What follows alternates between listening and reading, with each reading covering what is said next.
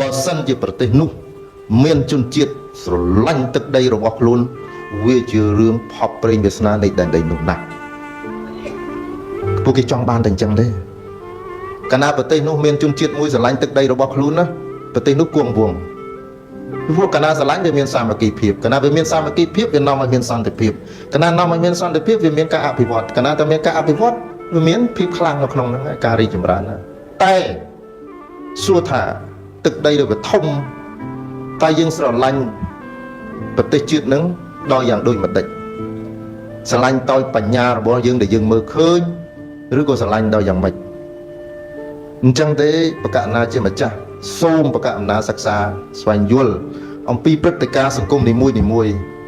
មុននឹងបញ្ចេញយោបល់មុននឹងថាអ្វីមួយមុននឹងពោលទៅអ្វីមួយព្រោះដែលអាដាមអាបាខេតលោកមានប្រសាសន៍ហើយ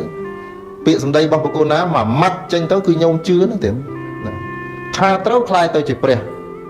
តែហ៊ានទៅថាខុសអាចធ្លាក់ពីព្រះមកប្រែតាឡូហ្នឹងណាពាក្យសម្ដីព្រះលោកផ្ដាំឲ្យតែវាមានឥទ្ធិពលណាស់មួយម៉ាត់ទៅលើមួយម៉ាត់ចុះក្រោមអញ្ចឹងពាក្យស្អីដែលនាំឲ្យបកកនៅវឹកវរដល់សង្គមដល់រដ្ឋាភិបាលដល់អាជ្ញាធរដល់គណៈសង្ឃពាក្យខ្លះដែលវានៅក្នុងចិត្តណាដែលចេះតែនិយាយចេះតែពោលណាសូមបកគោណាម្ចាស់មេត្តាពោលដោយប្រុងប្រយ័ត្នថាតើវានាំអ្វីដល់ប្រយោជន៍ដល់សហគមន៍យើងទេណាដល់ទេបើវាអត់នាំទេពាក្យណាដែលពោលឲ្យវាមិនបានជាប្រយោជន៍ដល់ទេកុំពោលហើយបើសិនជាយើងមិនច្បាស់ដូចជាករណីរឿងការអភិវឌ្ឍលោកម្ចាស់យើងនៅចប់លាវចប់យួនចប់សៀមយើងទៅធ្វើមិនបើយើងមិនធ្វើការអភិវឌ្ឍជុំគ្នាទៅធ្វើមិនស្រុកណាក៏ទៅចឹងការអភិវឌ្ឍហើយពិនិត្យមើលក្បួនហ្នឹងបើពិនិត្យមើលរចនានៃចរន្តរបស់សង្គមហ្នឹងគេធ្វើយ៉ាងដូចម្ដេចពេលខ្លះទៀតកណាគេថាពេលខ្លះទៀតយើងដូចមានជំងឺខ្លាចបរទេសហ្មងណាដូចបាក់សបាតប៉ុន្តែសួរថាអាជំងឺហ្នឹងយើងដឹងទេបែបខ្លះដោយសារប្រវត្តិសាស្ត្រយើងឆ្លោះគ្នាមកចង់តាំងពីធ្លាក់អង្គរមកជឿជិត1000ឆ្នាំមកយើងវិចក៏វិចឆ្លោះតែគ្នាតមកដូច្នេះដូចបាក់ស្បាតដូចមានជំងឺបាក់ស្បាតហ្នឹងឲ្យទៅលើបរទេសភ័យស្លន់ស្លោបែបខ្លះទៀតអញ្ចឹងនេះសម័យយើងនេះជាពិសេសប្រសងបកគណាម្ចាស់កណាចេះតែបកសំបិនបាបកគណាឲ្យអានប្រវត្តិសាស្ត្រឡើងវិញហើយមើលរដ្ឋាភិបាលទៅលោកអភិវឌ្ឍនេះលោកដើរយ៉ាងម៉េចវាពិតជាអញ្ចឹងមែនទេទឹកដីយើងបានយើងរក្សាបានដោយប៉ុណ្ណេះដោយលំបាកតើអ្នកណាបកគណាម្ចាស់នឹងហ៊ានលើកដៃកាត់ដីនឹងទៅឲ្យវល់ទេប៉ុន្តែកិច្ចការរដ្ឋាភិបាលខ្លះវាមិនមែនគេបង្ហាញម្ដងគ្រប់ទៅរឿងដូចយើងនៅវត្តអញ្ចឹងរឿងខ្លះក្នុងវិន័យមិនឲ្យប្រាប់អនុសម្បណ្ណណាឯកឧត្តមវិន័យខ្លះព្រះអត់ឲ្យនិយាយប្រាប់ប្រសក់ទេពេលកាត់ទោសលោកសង្ឃអត់ឲ្យប្រាប់ទេដូចរឿងត្រូវសង្ឃគិរិសេអីមានហ៊ានទៅប្រាប់អនុសម្បណ្ណហ្នឹងត្រូវទោសគណៈកិច្ចការខ្លះមនុស្សវាអត់យល់អញ្ចឹងគណៈនិយាយក្នុងទីនេះចង់ឲ្យបកូណាអ្នកស្រុកបានបងយើងមេត្តាសិក្សារឿងហ្នឹងឲ្យបានអញ្ចឹងទៅបកូណាពូលមួយម៉ាត់មួយពាក្យមកវាអត់ខុសទេដោយសារតែវាច្បាស់លាស់វាពិតប្រាកដវាអញ្ចឹងកណាដូចកណាអញ្ចឹងមករយៈចុងក្រោយនេះគេថាមានអ្នកខ្លះគេថាអូបកូណាជេរកណានឹងអាខមមិននឹងមិនអស់ចិត្តអ្នកខ្លះជេរកណាតាមសម្លេងផ្ញើឲ្យកណាស្ដាប់ទៀតហើយដល់ថ្មគេជេរដែរអត់ដឹងរឿងអីសោះជេរណាគេអ្នកខ្លះគេថាបើរៀនចប់ពីអាមេរិកមកហើយមិនក៏មិនសឹកជួលកសាងជាតិមិនទៅអញ្ចឹងទេអូពុទ្ធហើយប្រទេសត្រូវការគ្រប់ផ្នែកទាំងអស់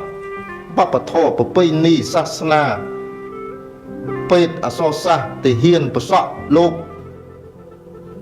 ទាហានតែម្នាក់ក៏មិនអាចការពារទឹកដីបានវាត្រូវគ្រប់ជ្រុងទាំងព្រះអង្គតែមួយអង្គក៏មិនអាចថែរក្សាសាសនាបានបើអត់ញោមមកយើងមានអីឆាន់អ្នកណាចេញមកកសាងវត្តទៅរុស្ស៊ីកសាងវត្តអត់ទេអញ្ចឹងមកប្រទេសទាំងអស់ហ្នឹងវារួមទាំងអស់កណាអញ្ចឹងទូលប្រកេនត្រឡប់មកវិញថាតាក់ទងនឹងរឿងជាតិសូមបកករណាសិក្សាឲ្យច្បាស់សិក្សាឲ្យយល់ដូនតារបស់យើងទាំងអស់គ្នានឹងប្រឹងដែលនៅសល់ប៉ុណ្ណឹងមិនសល់គេឲ្យទេណាសល់យើងការពារណាមិនគេឲ្យយើងទេស្លាប់ប្រមាណរក្សាទឹកដីបានប៉ុណ្ណឹងហើយបើសល់ប៉ុណ្ណឹងបើយើងនេះទៅទៀតជ្រៀកទៅឲ្យដូចគេថាអញ្ចឹងទៀតអានោះនឹងថាមិនទេ យើងគិតទៅប៉ុណ្្នឹងទៅបងប្អូនណាពុទ្ធបរិស័ទ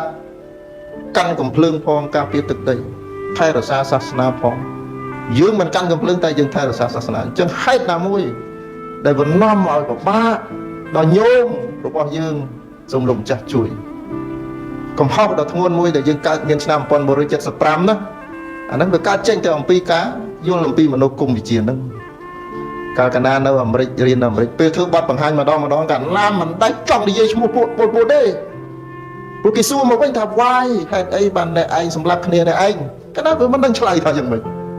ណែកាលណាអត់ដែរចង់និយាយឈ្មោះហ្នឹងទេដោយសារតែគេសួរកាលណាឆ្លើយមិនចេញវាធ្លាប់ទៅពួកហ៊ីតឡឺសម្លាប់ជីវីសវាធ្លាប់ទៅជនជាតិមួយទៅសម្លាប់ជនជាតិមួយអានេះលេងខ្មែរលេងគ្នាឯងមកហើយក៏ជាប្រវត្តិសាស្ត្រដ៏អាក្រក់ក្នុងព្រះពុទ្ធពិភពព្រះពុទ្ធសាសនាដែលពុទ្ធបរិស័ទសម្លាប់សម្ដេចព្រះសង្ឃរាជខ្លួនឯងទេសម្ដេចព្រះសង្ឃរាជពុទ្ធតានោះអ្នកប្រាជ្ញល្បីពេញអាស៊ីអាគ្នេយ៍ត្រូវពុទ្ធបរិស័ទសម្លាប់អ្នកខ្លះកណាថាអញ្ចឹងថាពលពតមិនមែនពុទ្ធបរិស័ទទេពលពតមិនណាបើមានកណាក៏ពលពតដែរនោះភូមិកណានោះមកគ្រួសារកណានោះពលពតក៏មានទាហានរដ្ឋាភិបាលក៏មានបារាក៏មានដែរអានេះមនោគមវាកើតអញ្ចឹងថាលោកចាស់យល់បានទេតែពិបាកយល់តែមិនទៅយល់ដល់រហូតដល់យល់មិនបានទេដល់អានដល់យល់អញ្ចឹងណាបុគ្គលណាតែបុគ្គលណាយល់មិនស្រួលកំហុសកើតមានហើយឆ្នាំ75ហើយយើងរំដោះប្រទេសពីមនោគមមិនមកដោះអីទេជនជាតិយើងទេណា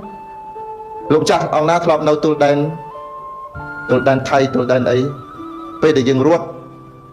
ពេលដែលយើងប្រទេសយើងបែកបាក់ប្រទេសអីយើងគេខ្លះគេមើលងាយយើងណាស់បងណាធ្លាប់នៅជាដែនដឹងហើយប្រទេសកាន់ពុទ្ធសាសនាគ្នាប៉ុន្តែអត់ទេកណាឃើញនឹងភ្នែកណាឲ្យតែជាតិយើងបែកបាក់គុំសង្ឃឹមថាបរទេសគេឲ្យតម្លៃយើងនោះអញ្ចឹងបកូនណាវត្តជាមជ្ឈមណ្ឌលមួយដែលពុទ្ធបរិស័ទឲ្យតម្លៃណាស់វត្តដាច់ខាតត្រូវជាកន្លែងដែលពុទ្ធបរិស័ទអាចចូលមកជួបព្រះអង្គបានជាទីកន្លែងដែលបង្កើតនូវសាមគ្គីធម៌ជាទីកន្លែងឲ្យនៅសេចក្តីសុខជាទីកន្លែងដែលប្រោះព្រំស្រោចស្រពអ្នកភូមិនៅមេត្តាករុណាហើយក៏ជាកន្លែងដែលលះបង់អ្វីគ្រប់យ៉ាងសម្រាប់សង្គមជាតិដែរព្រោះហេតុដូច្នេះសូមបកករណាជាម្ចាស់ឲ្យកសោបភិក្ខុសាមណេររបស់យើងឲ្យដើរផ្លូវត្រូវជាពិសេសឲ្យធ្ងន់នៅក្នុងធម៌ស្រឡាញ់សង្គមញោមយើងការដឹកនាំប្រទេសជាតិនឹងវាអំបានល្អឥតខ្ចោះ 100% វាតែងតែវាតែងតែមានចន្លោះវាមានប្រហោងអញ្ចឹងស្ដាប់ឯកឧត្តមមានប្រសាសន៍មើលហើយអ្នកចាំជេរមិនទៅអីទេបាទដូចយើងដឹកនាំវត្តអញ្ចឹងបងប្អូនណានឹងវត្តអញ្ចឹងវាតែងតែមានចន្លោះប្រហោងអញ្ចឹងអាការចន្លោះប្រហោងហ្នឹងគួរខ្លាយជាទីជួយជ្រោមជ្រែងរបស់យើងពេញបន្ថែមកណាបើអត់ទេហើយកណាមុននឹងបញ្ចប់កណាបញ្ជាក់មួយម៉ាត់កណាធ្វើការជាមួយប្រសង់ថៃប្រសង់យួនប្រសង់ឡាវប្រសង់ភូមាកណាធ្វើការ20ឆ្នាំហើយពួកនេះខ្លាំងណាស់មិនធម្មតាទេអត់មានរឿងលោឡាន Facebook ទេពួកនេះខ្លាំងមុតស្រួចនៅជុំវិញស្ដេចសង្ឃយួនណាគ្រាន់តែបណ្ឌិត200អង្គនិយាយ20ភាសាខ្លាំងតែម៉ូតូសាយយួននេះសរសើរព្រោះគេវាខ្លាំងថៃខ្លាំងខ្មែរយើងខ្លាំងទេខ្លាំងមិនត្រូវការព្រះអង្គដែរតែកាលណាមិនមើលឃើញភាពអស្ចារ្យរបស់អ្នកដទៃនឹងថាយើងធ្វើមិនកើតទេមិនមែនទេប៉ុន្តែគ្រាន់តែចង់ទូលប្រគេនថាគេបានរៀបចំខ្លួនតើហើយចំណន់កណានេះឥឡូវនឹងឡើងកាន់ការទាំងអស់នៅក្នុងប្រទេសជាតិនៅក្នុងផ្នែកសាសនានឹងប្រកែកណាស់កណាចឹងមកគេខ្លាំងណាស់តែចុះបើយើងមិននាំគ្នាពង្រឹងអភិវឌ្ឍខ្លួនបន្តកូនចៅយើងឲ្យសិក្សារៀនសូត្រទេយើងនៅតែប៉ុណ្្នឹងចឹងវត្តសាស្ត្រចេញមកទៅសើគេវត្តសាស្ត្រចេញមកសើគេ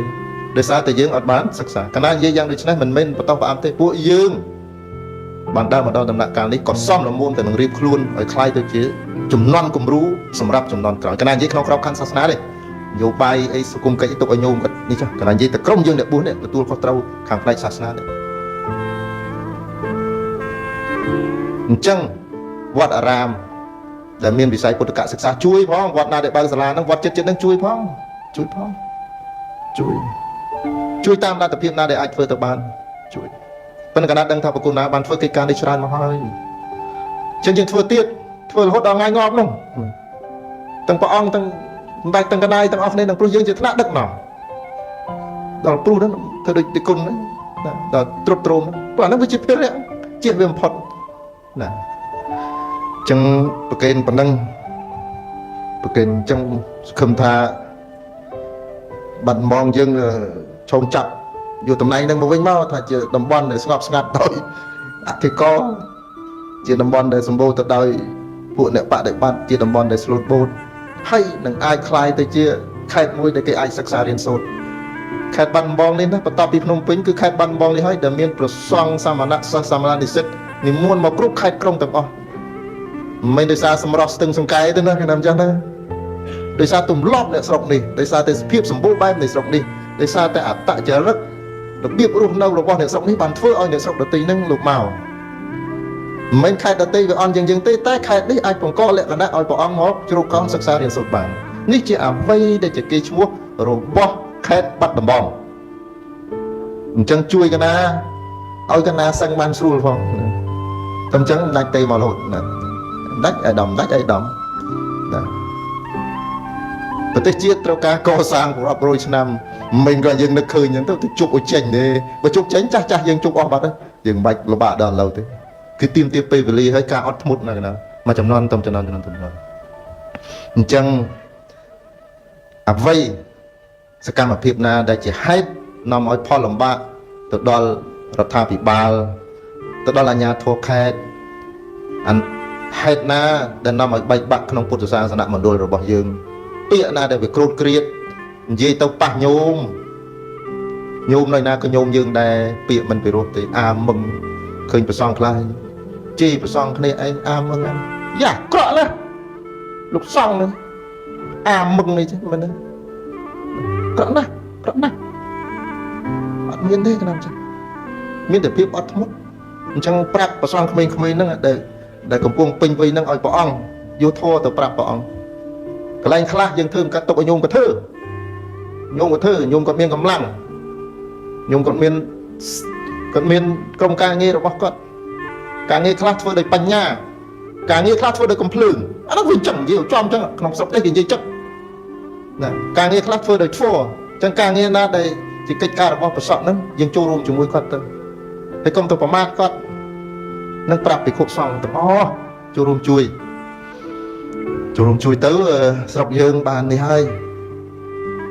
បានល្អប្រសើរហើយជាពិសេសកាលណានៅតែព្យាយាមនៅតែចង់បានរក្សាតំណែងគេឈ្មោះអ្នកស្រុកបាត់ដំបងថាជាក្រុមនៃអ្នកកាន់ពុទ្ធសាសនាដែលស្លូតបូតមានការចេះដឹងមានអធិការតិចអញ្ចឹងណាប្រគុណណាសូមប៉ុណ្ណឹងបានទេណាសូមបានទេណាអរគុណចឹងឯកឧត្តមធូរហើយចឹងមើល